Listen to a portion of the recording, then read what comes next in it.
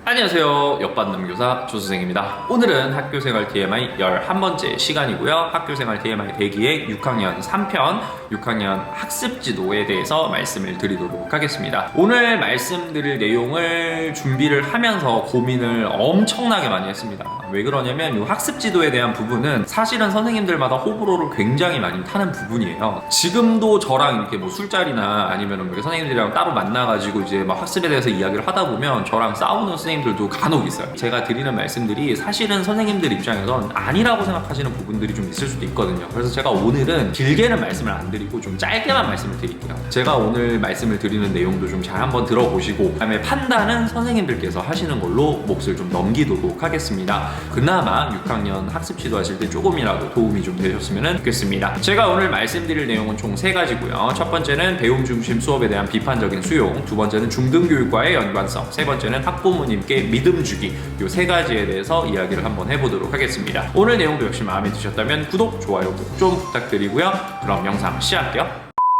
자, 첫 번째 말씀드릴 점은 배움 중심 수업에 대한 비판적 수용입니다. 일단은 비판이라는 말 자체가 나왔다는 것에 대해서 이제 선생님들께서 생각하세요. 조 부장님은, 조 선생님은 배움 중심 수업에 대해서 그렇게 뭐 옳다고 생각을 안 하시나요? 아닙니다. 배움 중심 수업에 대해서는 저도 동의를 하는 바가 있어요. 하지만 저는 배움 중심 수업에 대해서 100% 동의는 하지 않아요. 배움 중심 수업이 물론 중요한 수업의 흐름이고 이제 배움 중심 수업을 어느 정도는 우리가 활용을 해서 학생들한테 수업 시간 내에서 배움이 일어나게 하는 건 정말 중요하다고 생각을 하는 사람이에요. 하지만 저는 모든 교육과정 내용에 대해서 배움 중심 수업을 적용하는 거에 대해서는 동의를 하지 않아요. 왜 그러냐면 선생님들께서 이제 임용시험을 준비를 하실 때 교육과정 안에 있는 내용 영역, 성취 기준을 분석을 하시면서 공부를 많이 하셨을 거예요. 그렇게 보시면 아시겠지만 초등교육이라고 해서 수박 겉핥기식으로 이렇게 구렁이 담 넘어가듯이 넘어가는 내용은 하나도 없습니다. 정말 다 교수님들께서 그 다음에 교육과정에 대해서 정말 이런 그 명망 있는 선생님들께서 고민을 많이 하시고 짜신 거기 때문에 이 교육과정이 겉만 핥고 지나가는 그런 내용이라고 생각하지 않아요.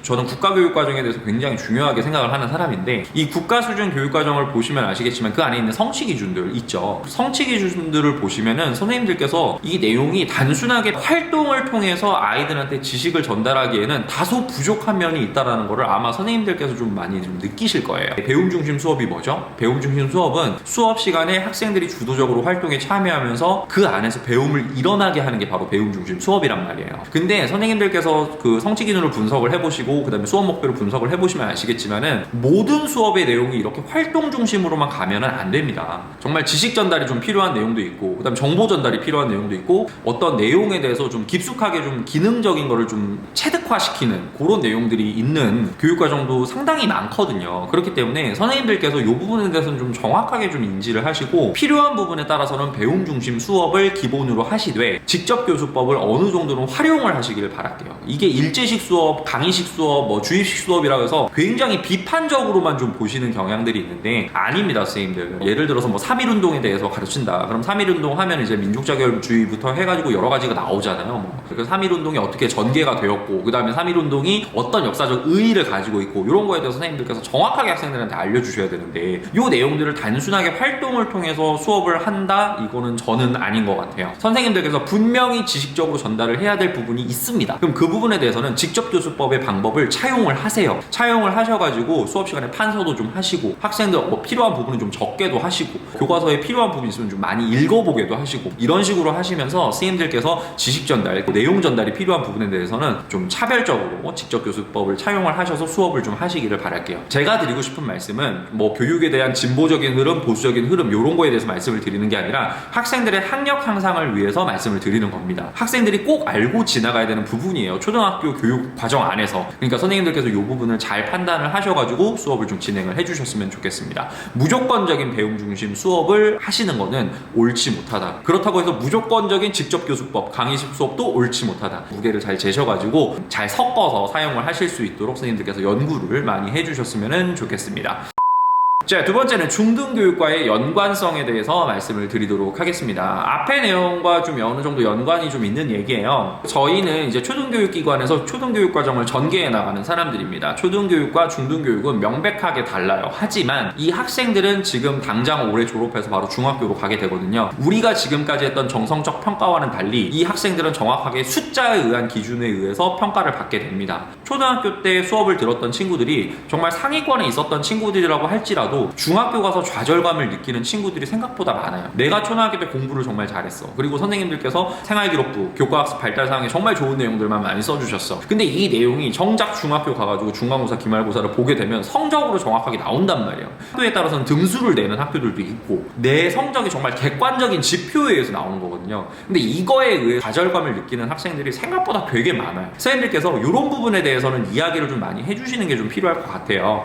너네가 지금 초등에서는 이렇게 배우고 있지만 중학교 가서는 이렇게 공부를 하게 될 거고 어쩌면 성적이 이렇게 나올 수도 있고 이거를 보고 정말 너네가 좌절감을 느낄 수도 있다. 그렇기 때문에 우리가 그에 대한 대비를 많이 해놔야 된다는 거를 선생님들께서 인지를 시키시는 것도 굉장히 중요할 것 같아요. 그 다음에 선생님들께서 6학년 2학기 정도 수준이 됐을 때는 어느 정도의 연습은 하셔야 돼요. 이 연습이 뭐냐면 저 같은 경우는 고학년 할 때 단원평가를 매 단원마다 봤어요. 근데 이 단원평가를 모든 과목에서 보는 게 아니라 저는 도국 과목, 국어, 수학, 사회, 과학 이렇게 4과목에 대해서는 저는 단원평가를 항상 봤거든요. 영어는 제가 거의 가르치질 않아서 영어도 아마 제가 가르쳤으면 영어도 봤을 거예요. 근데 이렇게 봤을 때 어떻게 보냐면 객관식 평가도 보지만 저는 주로 서술형 평가를 많이 봤어요. 학생들이 정말 내가 지금까지 배웠던 내용을 전부 다 활용할 수 있는 문제를 내가지고 이제 학생들 봤습니다. 예를 들어서 뭐 그냥 제가 지금 생각나는 것만 말씀을 드리면 분수의 나눗셈에 대해서 너네가 알고 있는 걸 모두 다 적어봐라. 아니면 분수의 곱셈의 방법에 대해서 니네가 알고 있는 거를 문제를 만들어서 한번 예를 들어서 설명해봐라. 이런 식으로 서술형 평가를 많이 진행을 했었습니다. 근데 요거를 제가 하는 이유가 뭐냐면 일단은 중학교 가게 되면 우리가 수행평가에서도 서술형 평가를 하기는 하지만은 중학교를 가게 되면 요 서술형 평가 굉장히 중요하게 되거든요. 그럼 여기서 오는 좌절감이 되게 많아요. 요 부분을 좀 연습을 시키는 것도 있고 정확한 평가 기준에 의거해서 점수를 정확하게 내줘요. 전체적인 공개는 하지 않지만 저는 학생들한테 공개는 합니다. 네가 이 문제에 대해서 선생님이 배점을 이렇게 했는데 너는 요 정도의 점수를 받았어. 요 부분만 조금 더 열심히 노력을 하면 되겠다 라는 거를 선생님들이 좀 분명히 좀 인지를 시켜주실 필요가 있을 것 같아요. 그러니까 이거는 제가 쓰는 방법이고 선생님들께서 선생님들 나름대로의 좀 방법을 만드셔가지고요 중등교육과 초등교육이 정말 괴리감이 없도록 이렇게 해주시는 게 좀 좋을 것 같아요. 그리고 중등교육 방식이 활동 위주의 수업을 많이 진행을 하긴 하지만 선생님들 위주의 수업이 그래도 중등에서도 많아요. 그렇다 보니까는 선생님들께서 이 부분은 좀 잘 좀 판단을 하셔가지고 진행을 하시는 부분이 필요할 거라고 생각이 듭니다.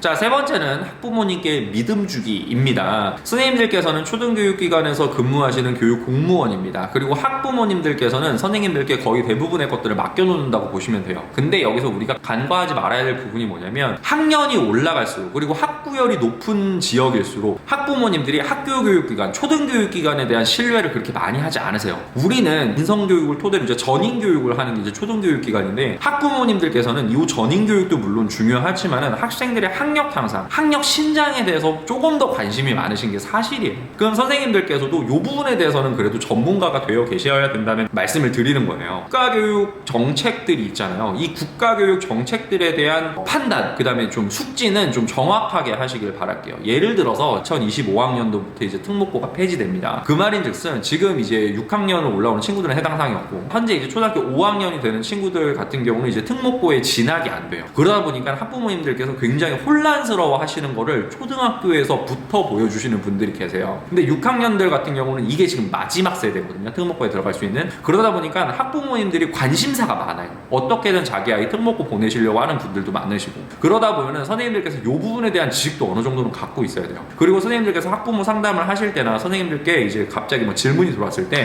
이런 내용들에 대해서 정확하게 알고 계셔야지 도움이 될 수가 있어요. 물론 특목고 지도에 대해서는 중학교에서 해야 되는 일이긴 합니다만 그래도 어머님께 어느 정도의 조언을 해드릴 수 있는 뭐 특목고를 갈 때 뭐 이런 것들이 중요하니까 뭐 내신이 중요하니까 중학교 가서 내신 관리를 잘 해야 될 것 같다. 그다음 봉사활동이라든지 자소서라든지 이런 것들에 대해서도 어느 정도로 연습을 평소 때 많이 하는 습관을 들여야 될 것 같다 라는 거를 선생님들도 말씀하실 수 있어야 돼요. 특히 고학년은. 그렇기 때문에 선생님들께서 이 부분에 대해서는 좀 알고 넘어가셨으면 좋겠고요. 그 다음에 선생님들께서 수업 시간에 정말 많은 것들을 알려주고 있다는 거를 좀 명백하게 보여주실 필요가 있어요. 그거를 제가 하는 방법이 아까 말했던 단원평가예요. 저 같은 경우는 단원평가를 이제 공지를 합니다. 학부모님들께. 저 이런 내용에 대해서 공지를 하고 제가 6학년 초반 같은 경우 6학년 1학기 때 같은 경우는 아예 예상 문제를 줘요. 나 요 안에서 낼 거다. 그러니까 니네 공부해라. 6학년 2학기 때 같은 경우 예상 문제를 주지 않습니다. 이런 식으로 합니다. 그럼 학부모님들께서 우리 반 선생님은 굉장히 학생들 학력에 대해서 신경을 많이 쓰시는구나 라고 느끼셔요. 그러면 학교 교육에 대해서 신뢰를 하실 수밖에 없어요. 부모님들께서 많은 것들을 질문을 하시고 많은 것들에 대해서 도움을 받으시려고 하십니다. 그러면은 선생님들께서 조금 더 교육을 진행 진행을 하실 때 힘을 받아요. 그러니까 선생님들께서 이 부분은 조금 해주셨으면 좋겠어요. 학부모님들께서 관심이 없어지는 거는 맞지만 학부모님들께서 아이들에 대한 관심이 없어지는 건 아니에요. 학구열이 굉장히 높은 지역에 지금 임용이 되신 선생님들께서는 이 부분에 대해서는 정말 더 많이 신경을 쓰시고 굉장히 많은 노력들을 하셔야 될 거라고 생각합니다. 그리고 정말 알림장에 뭐 이런 거 합니다. 그다음 뭐 이런 거 있습니다. 나쁘게 말하면 스펙이죠. 아이들 나쁘게 말하면 이 스펙을 쌓을 수 있는 이런 것들도 선생님들께서 어느 정도 홍보를 좀 해주시고 이렇게 하면은 부모님들께서 선생님들을 굉장히 많이 믿으세요. 그러니까 이 부분에 대해서는 선생님들께서 잘 좀 판단을 하시고 좀 진행을 해주셨으면 좋겠습니다.